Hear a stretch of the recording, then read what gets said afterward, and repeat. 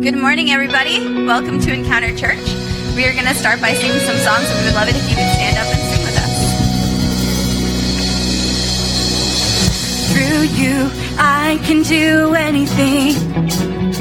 I can do all things, 'cause it's you who gives me strength. Nothing is impossible. Through you, blind eyes are open. Strongholds are broken. I am living by faith. Nothing is impossible.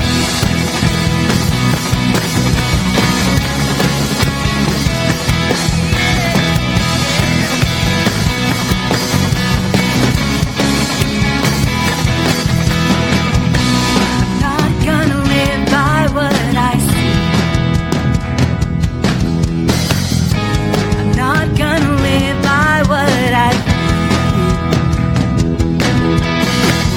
Deep down I know that you're here with me. And I know that you can do anything. Through you I can do anything. I can do all things, 'cause you give me strength. Nothing is impossible. Through you, blind eyes are open. Strongholds are broken. I am living by faith. Nothing is impossible.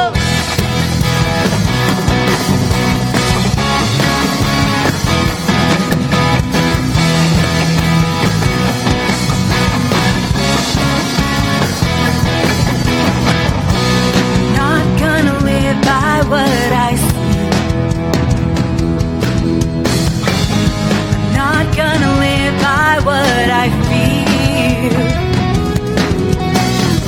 Deep down I know that you're here with me. And I know that you can do anything.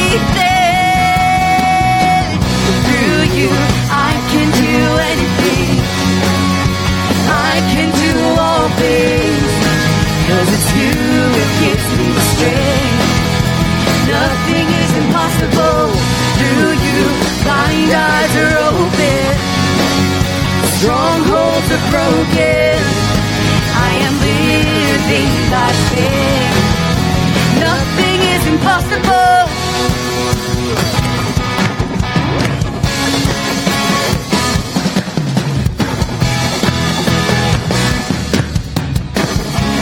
Come on, sing I believe. 'Cause I believe, I believe. I believe, I believe in you. I believe, I believe. I believe, I believe in you. 'Cause I believe, I believe. I believe, I believe in you. I believe, I believe. I believe, I believe in you. Through you, I can do anything. I can do all things, 'cause it's you who gives me strength. Oh, nothing is impossible. Through you, blind eyes are open. Strongholds are broken. I am living by faith. Nothing is impossible, 'cause I believe, I believe. Come on. I believe, I believe in you. I believe, I believe. I believe, I believe in you.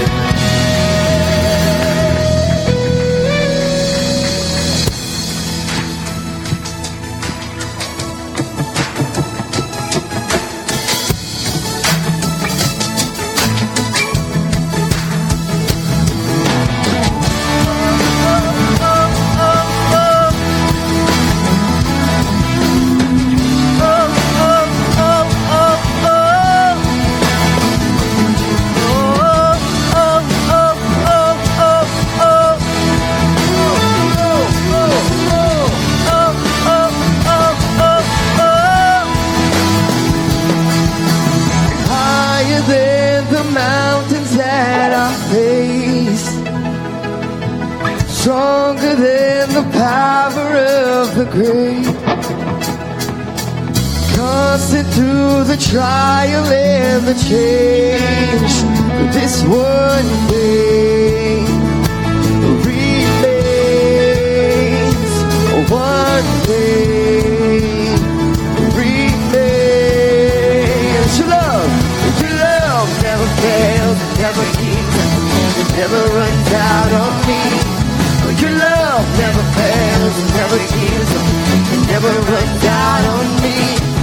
Your love never fails, it never keeps, it never runs out on me. Your love.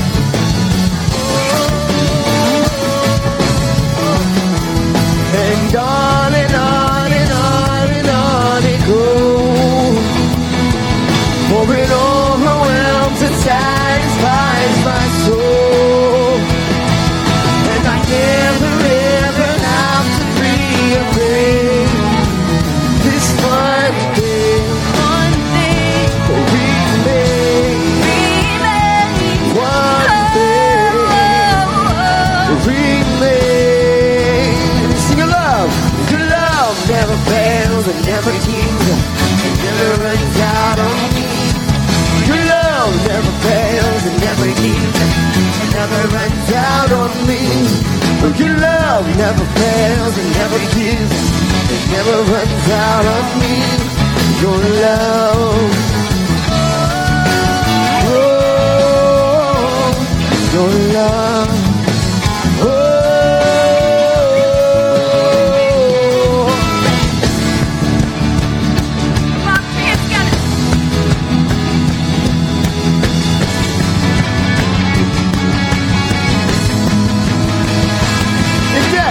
Death in life, I'm confident and covered by the power of your great love. My debt is paid, there's nothing that can separate my heart from your great love. Come on, put your hands together, everybody. Whoa. Clap your hands down. Oh, oh, oh, oh, oh. Whoa, oh, oh, oh, oh, oh, oh, oh, oh, oh, oh, oh, yeah, oh, oh, oh, oh, oh. Sing your love never fails, it never gives, it never runs out on me. Oh, your love never fails, it never gives up, it never runs out on me. Oh, your love never fails, it never gives, it never runs out on me. Your love, oh, your love never fails, it never gives, it never runs out on me. Your love never fails, it never gives up, it never runs out on me. Your love never fails, it never gives, it never runs out on me. Your love, oh, your love, oh, your love, oh, your love, oh.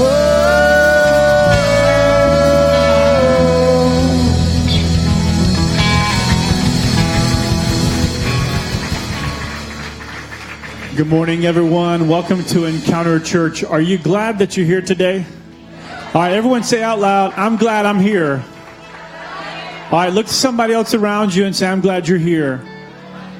See, even though you might not know them, you're still saying that you're glad that they're here. Listen, I'm glad each and every single one of you are here. I'm Jason, a pastor on staff here at Encounter Church, and we believe that today's service can be one that is full of hope and full of help for you. And so I'm excited about what God has in store for each and every single one of us.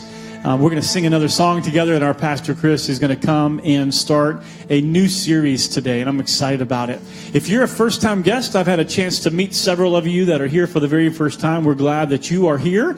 We'd like to tell you about one thing that we'd love for you to do is to download our app, encounterchurch.com/app.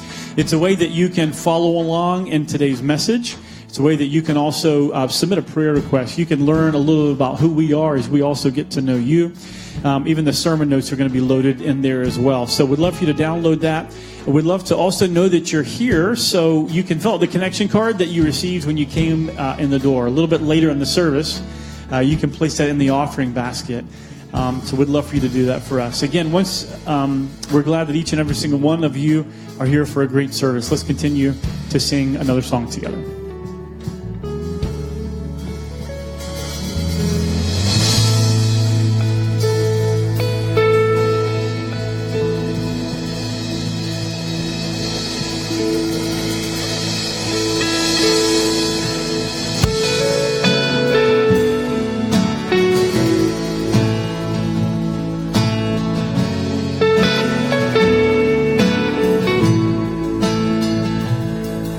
You are matchless in grace and mercy. There is nowhere you can hide from your love. You are steadfast, never failing. You are faithful. All creation is in awe of who you are.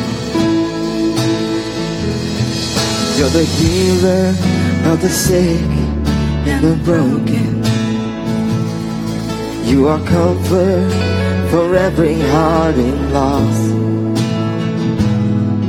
Our King and our Savior forever. For eternity we will sing of all you've done. And for eternity we will sing of all you've done.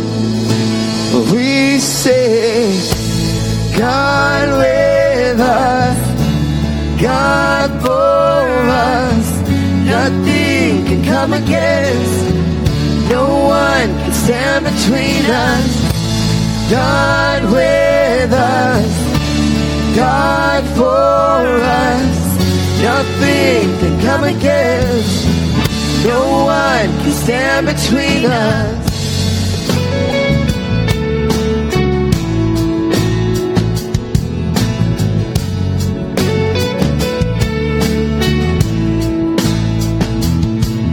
Your heart, it moves with compassion.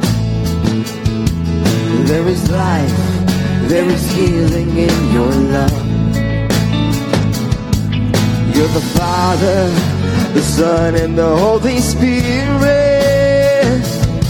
And for eternity we will sing of all you've done. Oh, we sing, God with us, God for us, nothing can come against, no one can stand between us. God with us, God for us, nothing can come against, no one can stand between us.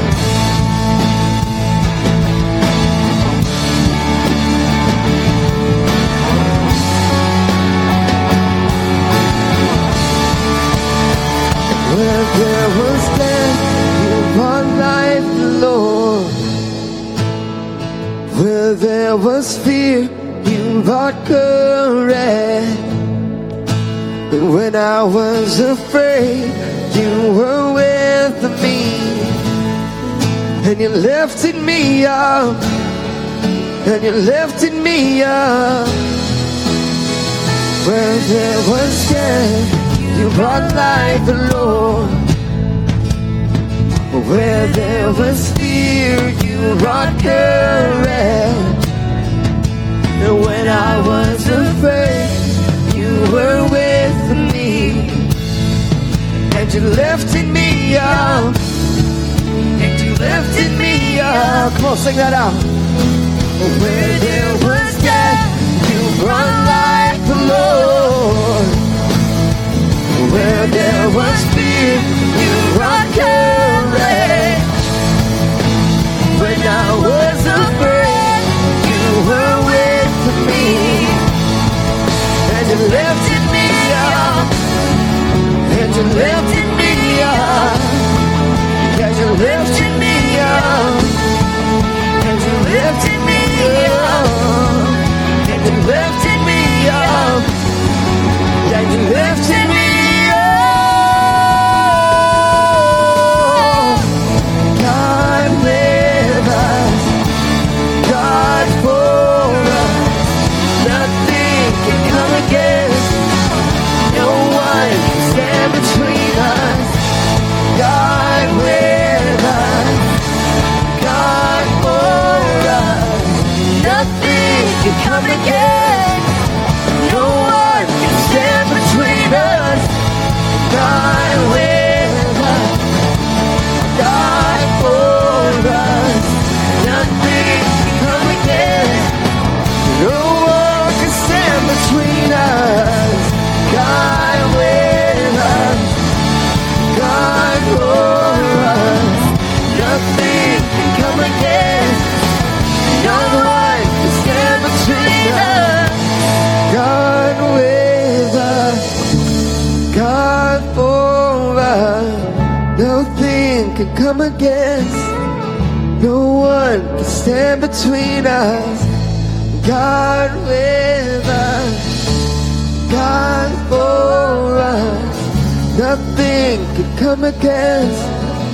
No one can stand between us.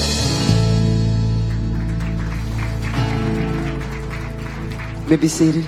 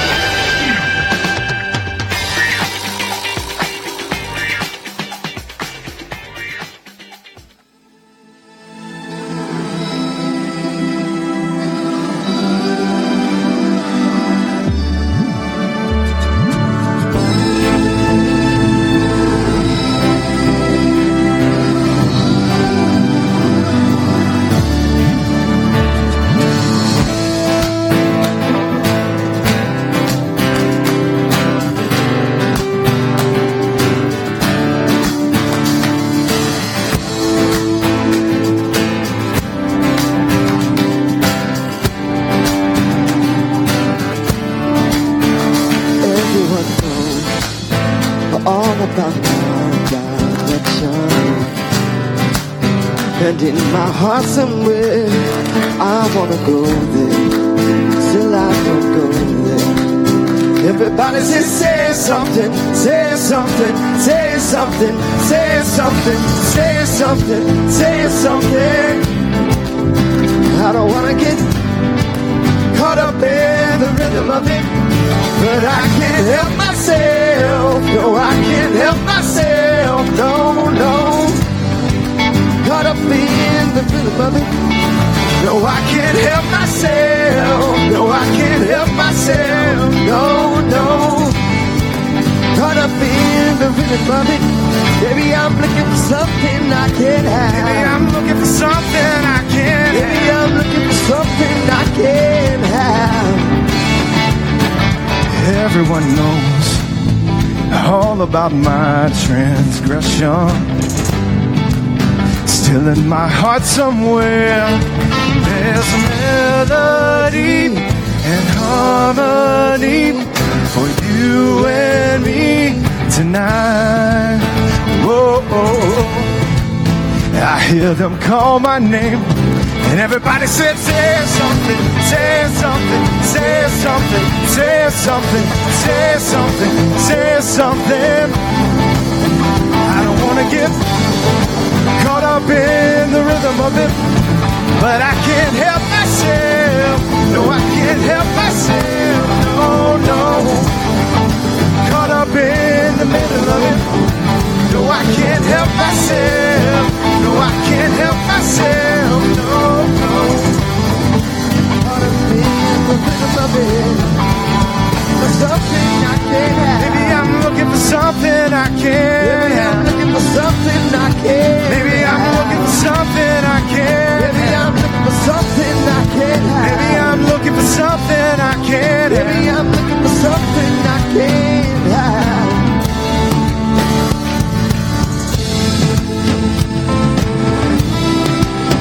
Sometimes the greatest way to say something is to say nothing at all. Sometimes the greatest way to say something is to say nothing at all. Sometimes the greatest way to say something is to say nothing. But I can't help myself. No, I can't help myself. No, no. Caught up in the middle of it. No, I can't help myself. No, I can't help myself. No, no. Caught up in the rhythm of it. Something I can't. Maybe I'm looking for something I can't have. Something I can't have. Maybe I'm looking for something I can't have. Maybe I'm looking for something I can't have.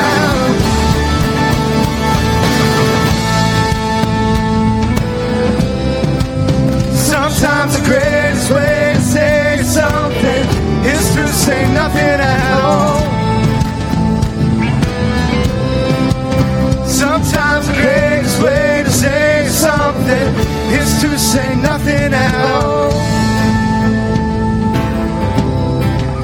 Sometimes the greatest way to say something is to say nothing.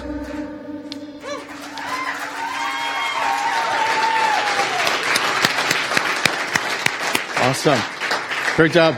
That song is awesome. Justin Timberlake, Chris Stapleton. If you're wondering, that is not a Christian song. It is just a fun song.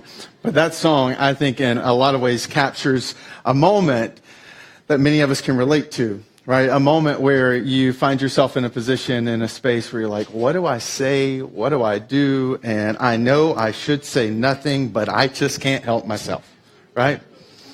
I remember dating my wife. At the time, we had just started getting to know each other, and we were kind of progressing in that relational kind of journey where we like each other, and now it's time to meet the family. And so I'm starting to go with her to meet her parents. And then it's like, because of her proximity and where we were in grad school at the time, her parents lived closer. So I found myself over there on like kind of the kind of lower tier holidays. And there was this kind of pattern that they had. They would eat dinner together. The extended family would come over.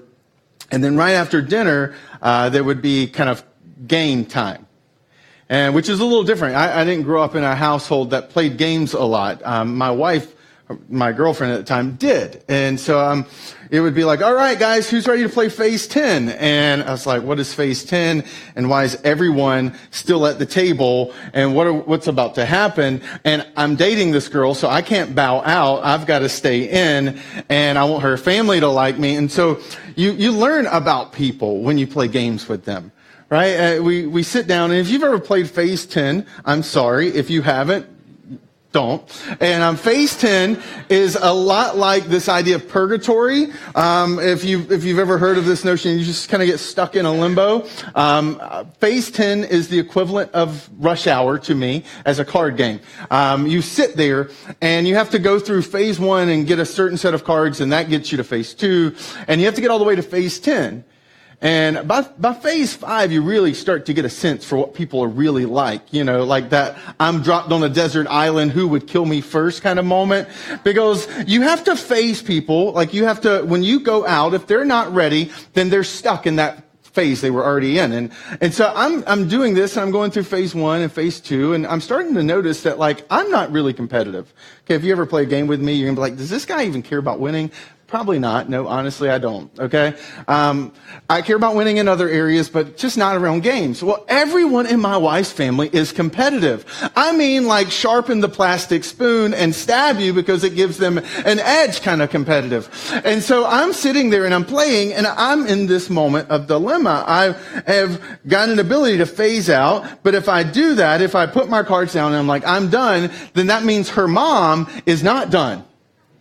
And I've noticed that whenever you do something to her mom will be very verbal about what you just did. And I'm like, okay, if I go out, then her mom's not going to like me and her mom will scream at me. And I'm afraid of her mom because I like this girl and I'm pretty sure I need the mom on my side for the long term. So I'm in this game playing the short term and the long term strategy, right? Because I want to stay at this table.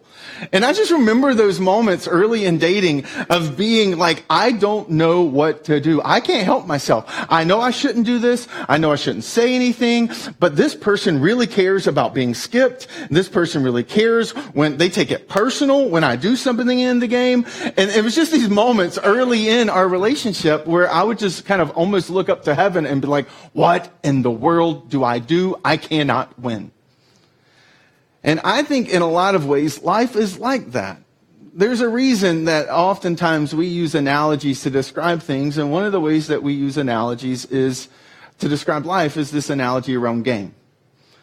Sports and games and this, because there's just something about that analogy that fits. The competitive nature, the fact that there's winners and losers, and the fact that some people take it really personally and other people are just kind of passing through.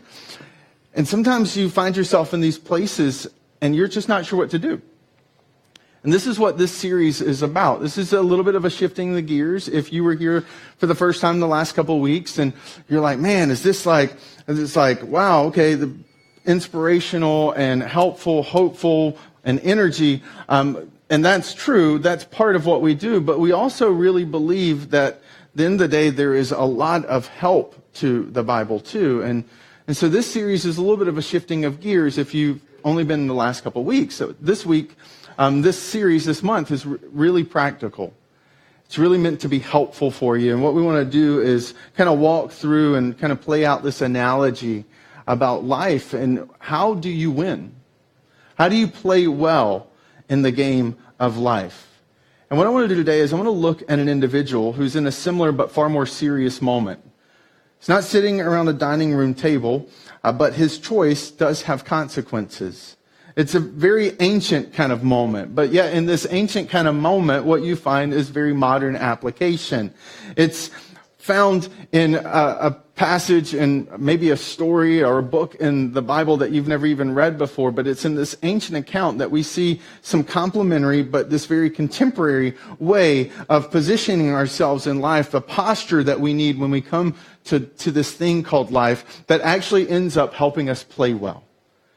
And I want to take us on a journey through this man's story. In the course of this man's story, discover what are those two ways that you and I can kind of leverage to put us in that kind of posture to play well. It's found in a book called 2 Chronicles, and Jason referenced the app when he was up a few minutes ago, and we've already preloaded. One of the things that we've created that app for you. It's free, and what's beneficial about the app is the message notes. It gives you a place to kind of collect your thoughts. No one else is reading them. It just gives you an ability to kind of think through. But it also helps us preload the passages for you so that you can kind of work through what we're working through. If you don't have the app downloaded yet, you'll find it on the screens around me. But let me give you a little bit of a backdrop, what 2 Chronicles is, because it sounds a little different. 2 Chronicles is a portion of the Old Testament. So the Bible is a collection of two different large volumes. There is the Old Testament and the New Testament. The Old Testament primarily is focused on ancient Jewish history and the Jewish law and Jewish prophets and speakers and teachers that were all pointing towards this promised one, not just the promised land, but this promised one that Christians believe came to life, came to planet Earth, lived, died, and was resurrected. And that's what we celebrate at Easter. And his name is Jesus. And so the New Testament, that second big volume of books in the book of Bible and the Bible as a whole, is centered around Jesus, 4 biographies, and his kind of the mission that's born out of Jesus' message, which is the church. and the letters that get written to those churches. So that's the big overview of what the Bible is.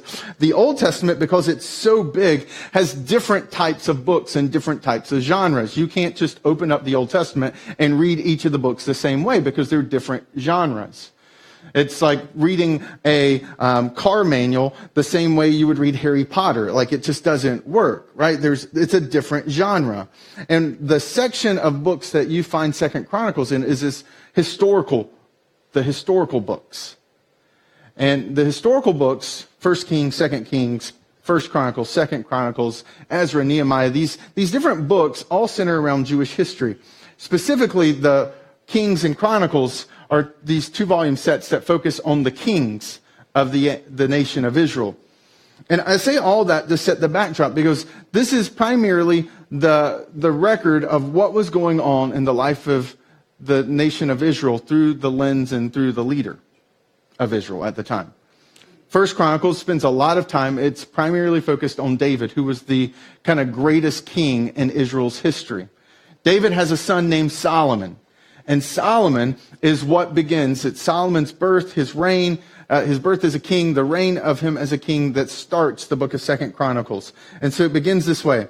Solomon, son of David, established himself firmly over his kingdom, for the Lord his God was with him and made him exceedingly great. Then Solomon spoke to all of Israel, to the commanders of thousands and to commanders of hundreds, to the judges and to the leaders in Israel, the heads of families. What you see is that Solomon has just stepped into this role. He's gathered all of Israel together, and it's all of Israel's represented through the leadership present that day. So by having all the leaders present, Solomon is able to interact with all of the nation. The same concept is true of what the Congress of our nation represents, that you have representatives from all the different areas around their nation. So in theory, when all of them come together, you have a snapshot of the entire nation. And this is what Solomon has done. He's gathered together all the leaders of Israel so that standing before them, he is figuratively standing in front of all of Israel, this great nation that he's now in charge of. And what he does in verses 3 through 6, I won't dig into too much because of time, but just to summarize, is he gathers all of them at the most religious spot in the nation at the time. And he's gathered them there because they're going to kind of take part in a religious ritual together. You see, it's important to realize that ancient Judaism understood faith geographically. They believed that there were certain places and certain ways that God was closer to them. And this geographical frame of understanding their faith meant that whenever they wanted to meet with God, they geographically went to a physical space. And so Solomon has asked all the leaders to show up at this one special spiritual place. And this is a little different than how the kind of Christian theology is. Christian theology doesn't think faith geographically. It thinks faith relationally. You're relationally connected to God. It doesn't matter where you are on planet Earth. But for the ancient Jews, the idea was that God had a special place he had picked out, and that space and place was where you came to meet with him.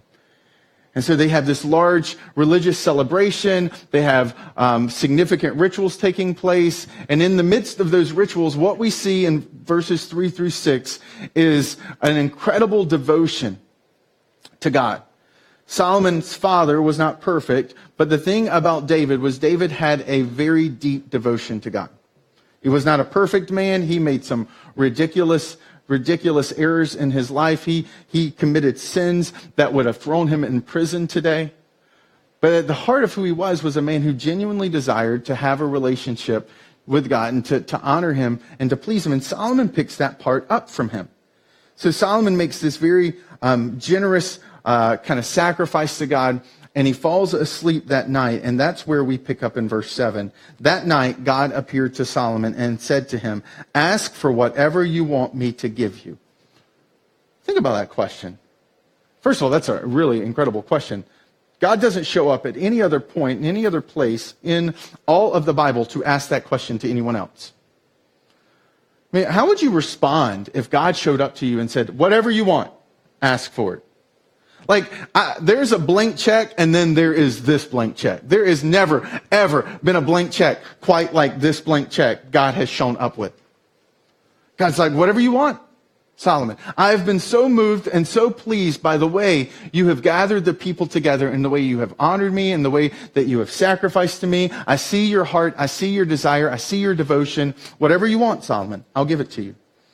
And it says, verse 8, Solomon answered God, give me the biggest house, the sweetest car, the most beautiful wife, all the money in the world. Make me have hair that flows to the middle of my back. Make me 6'1". I want to be a little bit taller. I want to be a baller, right? I mean, like, instead of saying any of that, what does he say? In verse 8, he says, you have shown great kindness to David, my father, and have made me king in his place. Now, Lord God, let your promise to my father David be confirmed, for you've made me king over a people who are as numerous as the dust of the earth. Give me wisdom and knowledge that I may lead these people, for who is able to govern this great people of yours? And that's his response. So atypical of what someone would actually do if they were asked by God, whatever you want, I'll give it to you. But what Solomon does in this response to God, I think, shows us two distinctive aspects of where he was, these ways that he was posturing himself to live his life well. And the first is that Solomon had this posture of responsibility. You can see it. He has this deep sense, this deep weight on him. You notice the language he uses, right? He says, these are your people.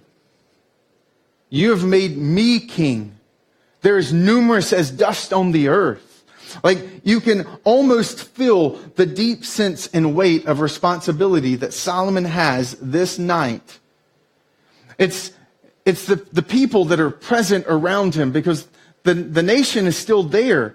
The leaders, they've all stayed. They're camped outside of the tent that Solomon is inside of.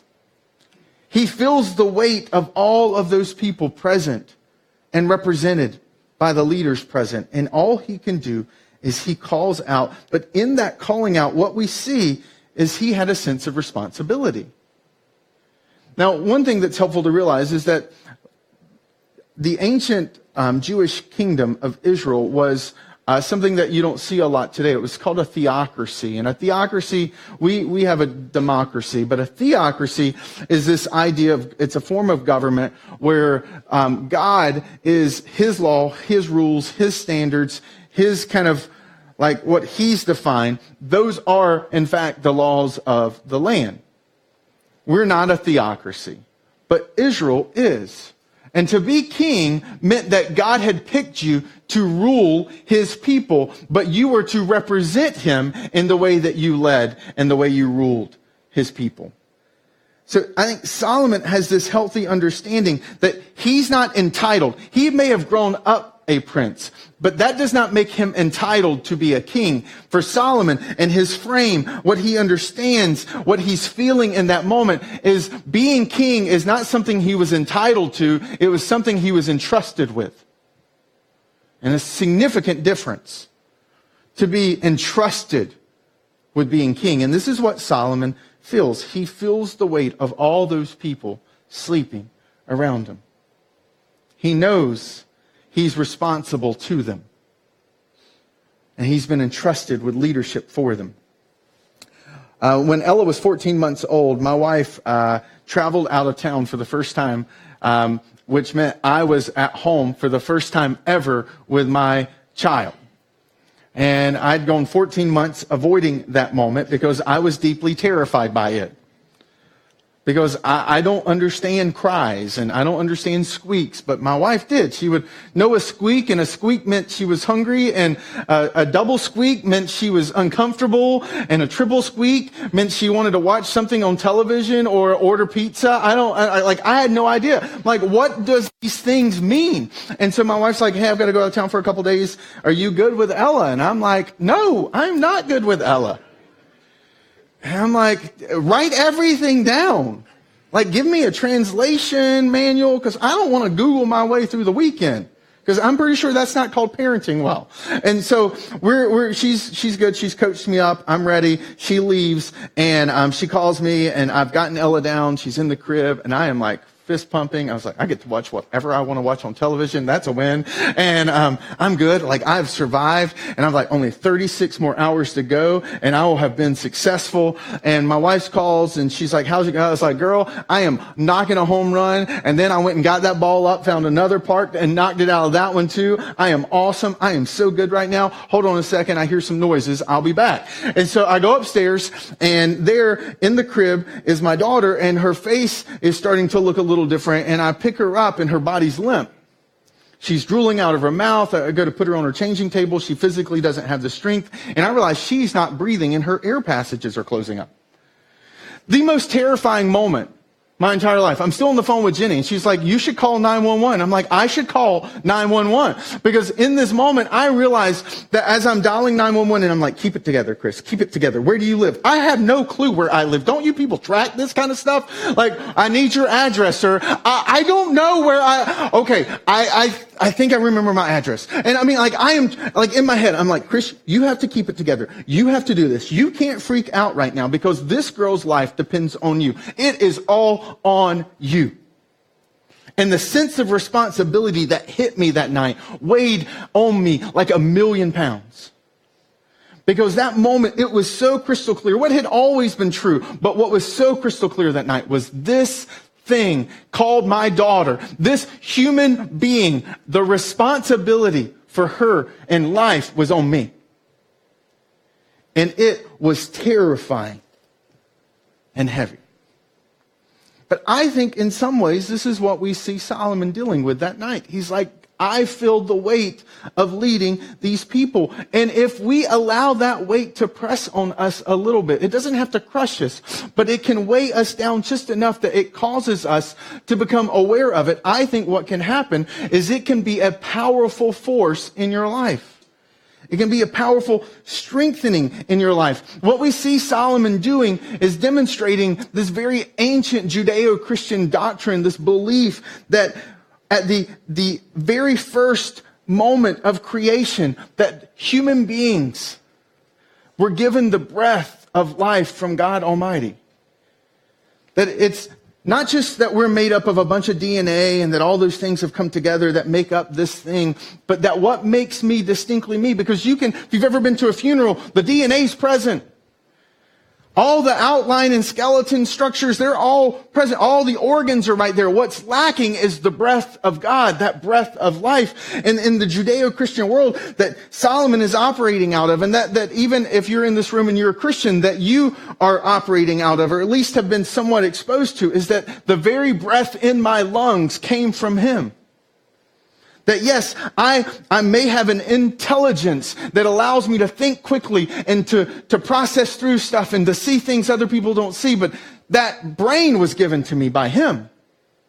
The breath in my lungs came from him. The strength in my arms came from him. So yes, I have a responsibility to do things with it, but at the end of the day, it all started with him. And there's this healthy awareness that Solomon has that causes him to see life completely different. And it's a powerful frame to view life through when you realize that the breath in your lungs came from him. And if he gave you the very breath in your lungs, the brain in your head, the feet on your body, if he gave you those things, then there is some sense of accountability and responsibility that comes with it.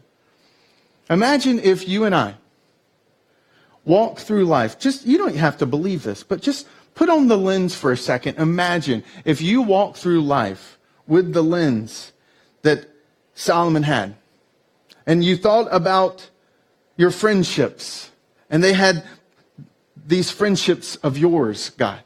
You gave me these people. This marriage that you gave me, God. These kids that you gave me, God. These finances that you gave me, God. This job that you gave me, God. How would that change the way you handled those things? How would you treat your significant other? How would you treat your children? How would you treat your friends and your coworkers if you viewed them through the frame and the lens of responsibility? That I am responsible to them. Not necessarily responsible for them because they make their own choices, but I have a responsibility to them.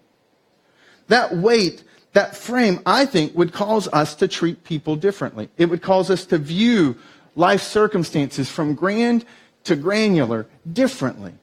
And this is what we see Solomon has. Solomon has this weight of responsibility, but that's not alone. He has responsibility, but we also notice in verse 9 or 10, right? He says, now, Lord God, let your promise to my father David be confirmed, for you've made me king over a people who are as numerous as dust on the earth. He's like, give me wisdom and knowledge.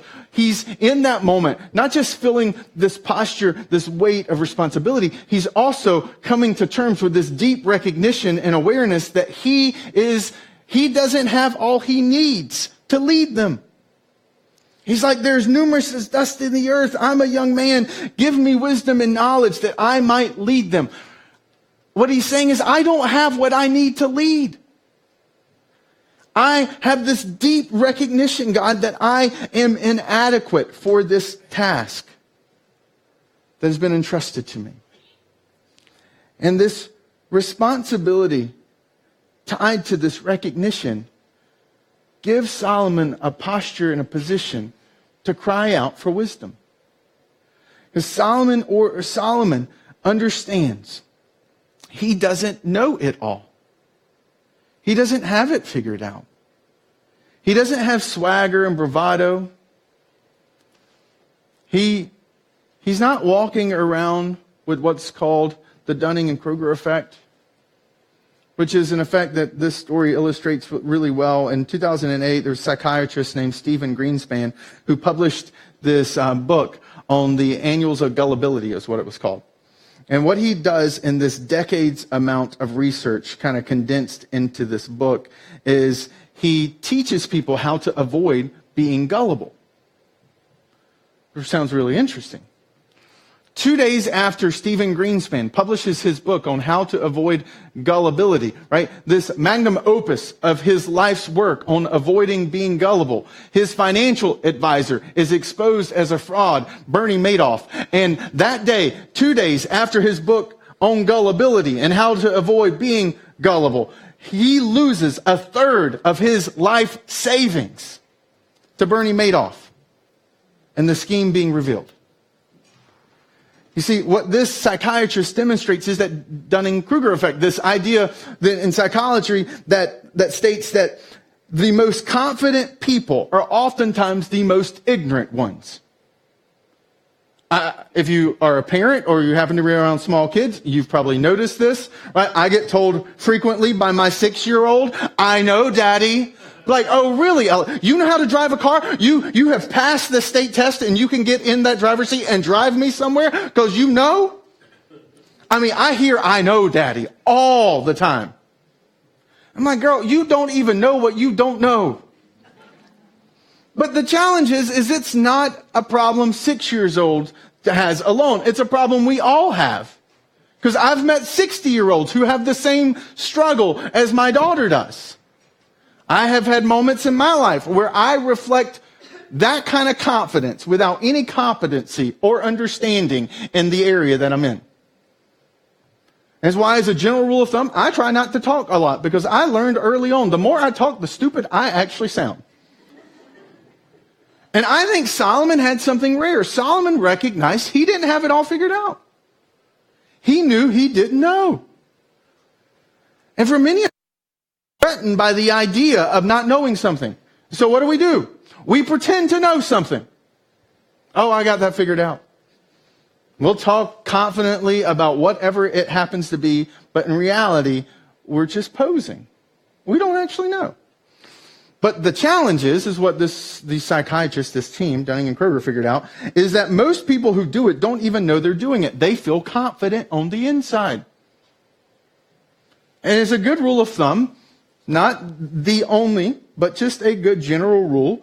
The more confident you feel in a circumstance, the more you should be suspicious of your knowledge in that circumstance. Just as a general practice, if you feel really good about a decision, take a step back. If you find yourself having a conversation about something you absolutely don't know, but because you Googled it one night and you spent 15 seconds reading all these websites about it, and now all of a sudden you have this swagger and confidence that you could give a TED talk on it, you should probably just take a step back. Most of us don't have enough knowledge to give TED talks about things, but we feel like we do. And maybe you see this played out with your teenager, or maybe you as a teenager see this played out with your parent, but the reality is it happens every day, and it's one of the things that prevents us from forming and stepping into this posture that we see Solomon have, of just recognizing I don't have it figured out. One of the most freeing things I do regularly is to say the words, I don't know. It just takes the pressure off of me. What do you think about that? I don't know. I have no clue what rugby is. I have no idea about baseball stats. I don't know.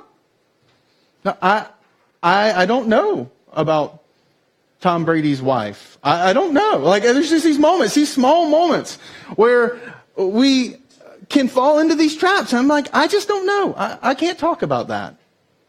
I'm ignorant of that situation or that circumstance. And Solomon, by doing that, he opens himself up to that awareness, that recognition. He doesn't have it figured out. And what does he do? What does he do with that awareness? He cries out to God. He looks up to heaven. He doesn't look in because he realizes what's inside is pretty sparse and empty. There's nothing inside of there. He knows he doesn't have it figured out. So what does he do? Instead of looking in, trying to find the answer somewhere hidden within him, he looks up. And he says to heaven, I need wisdom. Now here's the thing. Wisdom is not intelligence. Wisdom isn't equated with old age. It's not experience. Wisdom is none of those things. Although sometimes we see those things and we think it's wisdom. Solomon isn't experienced. He isn't old. He doesn't have any, seemingly, he's not above average in his intelligence. But yet we know from history that he becomes one of the wisest people who's ever lived.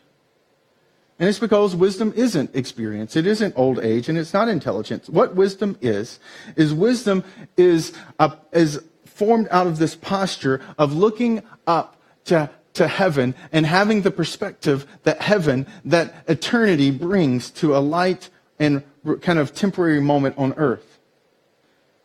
Now, you may not be comfortable with some of the religious terms I use, so go read Nietzsche, and Nietzsche will say the exact same thing without God present, but Nietzsche still kind of blindly finds this definition about wisdom. He talks about the cosmos and how when you look at how vast the universe is, Carl Sagan does the same thing out of that same worldview. When you look at how vast the universe is, you recognize how small you are, and out of that smallness of you have perspective about your life. So this is the same idea. They're just blindly bumping up against what Solomon sees very clearly.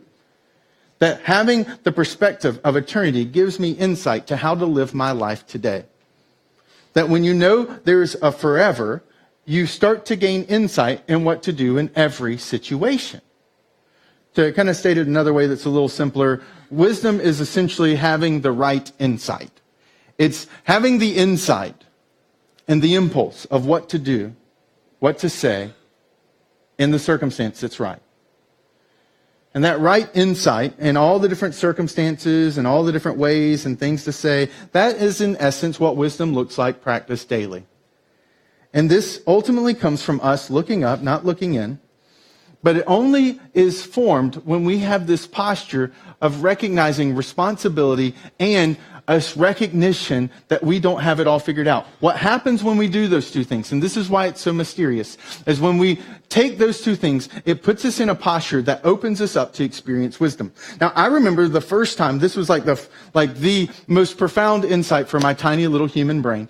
But I remember the first time I discovered where moonlight comes from. I don't know why in my head, but growing up, you have this idea, there's the sun, and then there's the moon. And on full moon nights, it almost lights up everything, especially if we've had a really good snow and the ground is covered in white. You can walk outside, and on a full moon, it's like you see everything. You don't need to turn on a light, you can see it all. And growing up, my little tiny human brain just kind of thought that there was a really bright bulb called the sun and a little dimmer called the moon.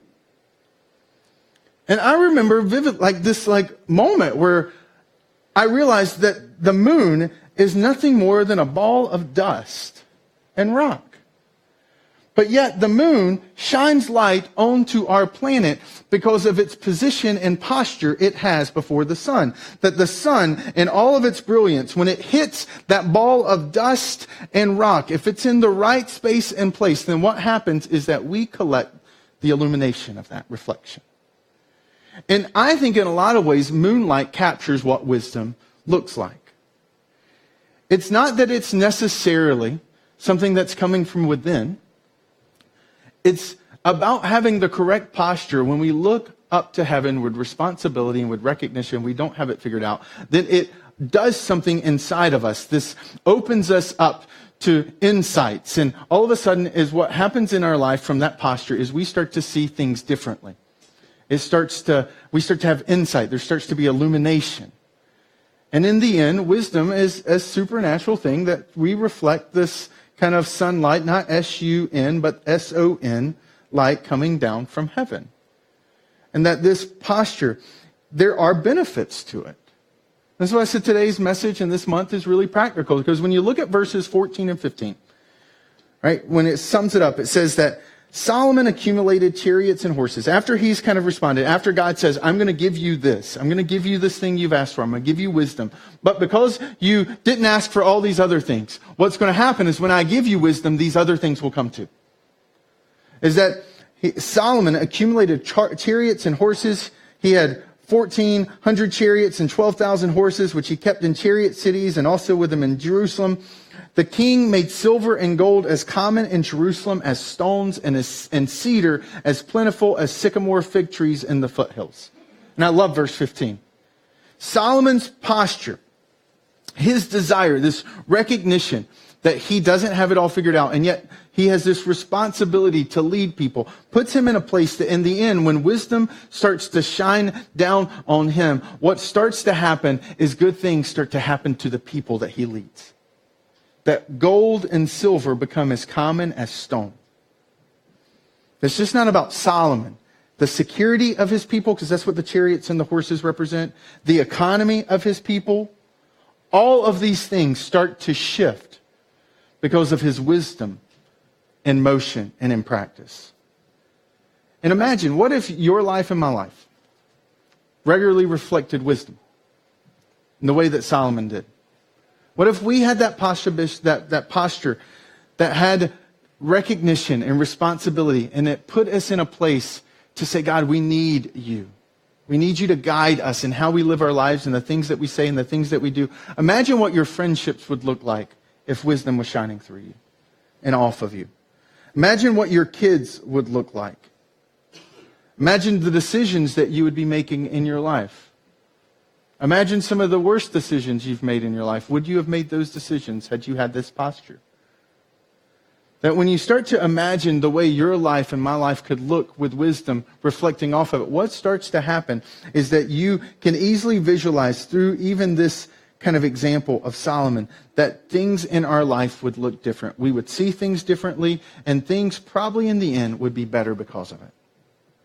And this is why this month, this entire month, I want us to walk through a journey together where we're going to look at this idea I introduced this morning called wisdom and the posture to put ourselves to receive it best.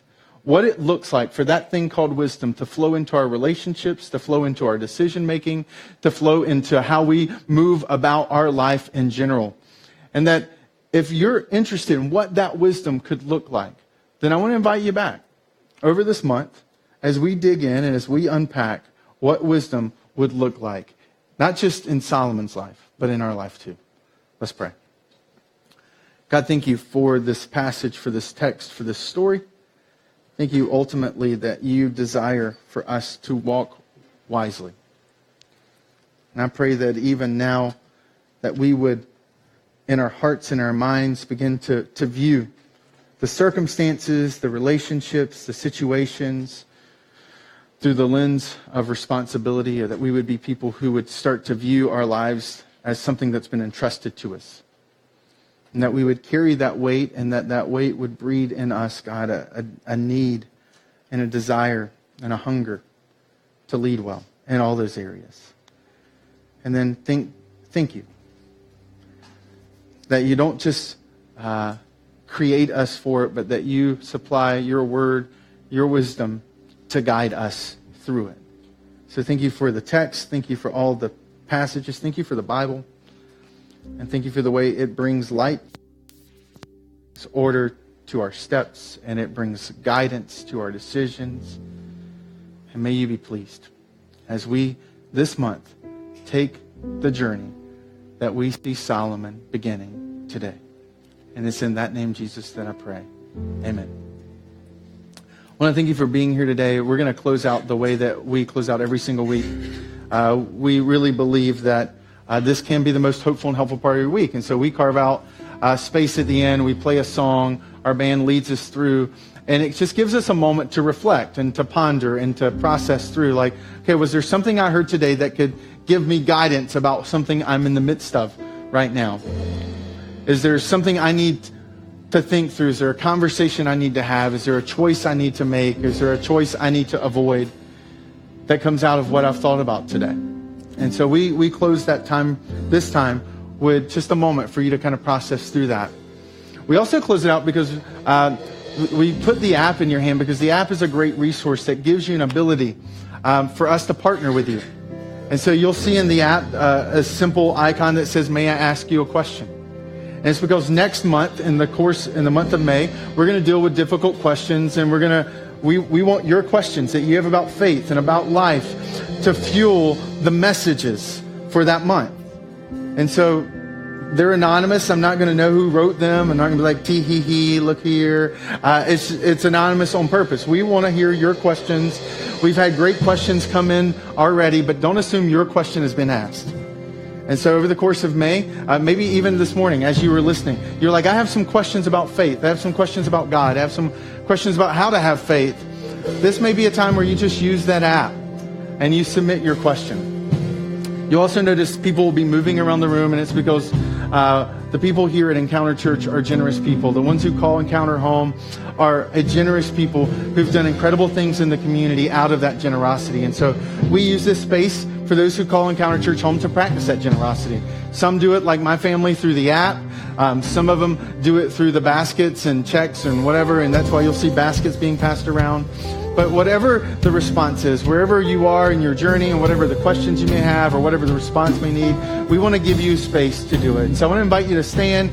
Our band's going to lead us in a song where we lift our eyes up, in a song that's about the beautiful name, the name of Jesus, that sunlight that does shine down on us, that gives us wisdom, that as we sing to that sun and the light that he brings, that God would bring light into our lives too. Let's sing.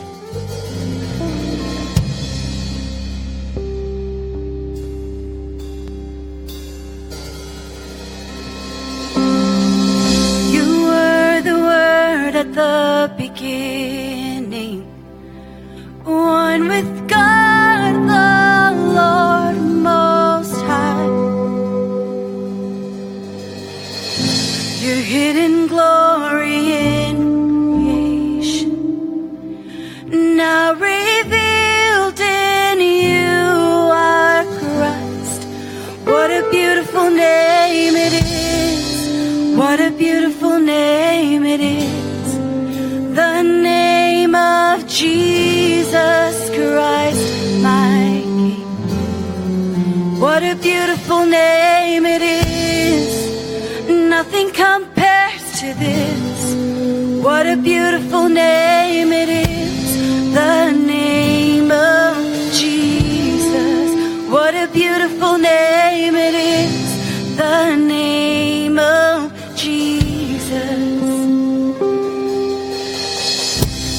Didn't want heaven without us, so Jesus, you brought heaven down. My sin was great, your love was greater. What could separate us now? What a wonderful name it is. What a wonderful name it is. The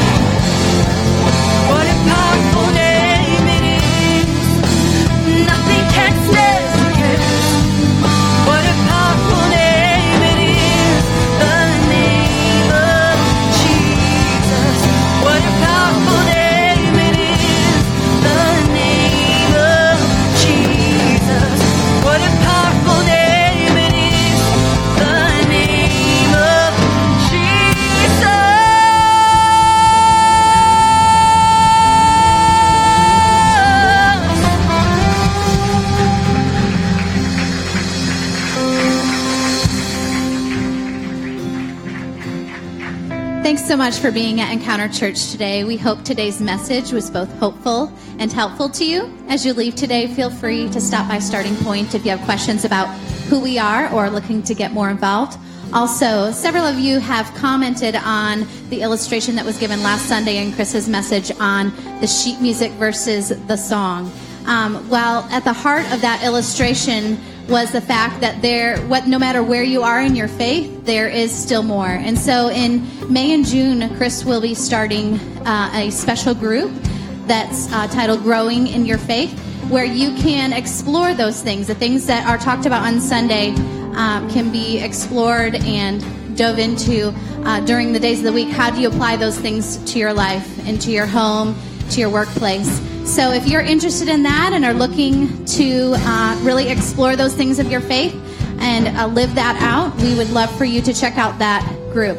You can do that through the app or through Starting Point as well.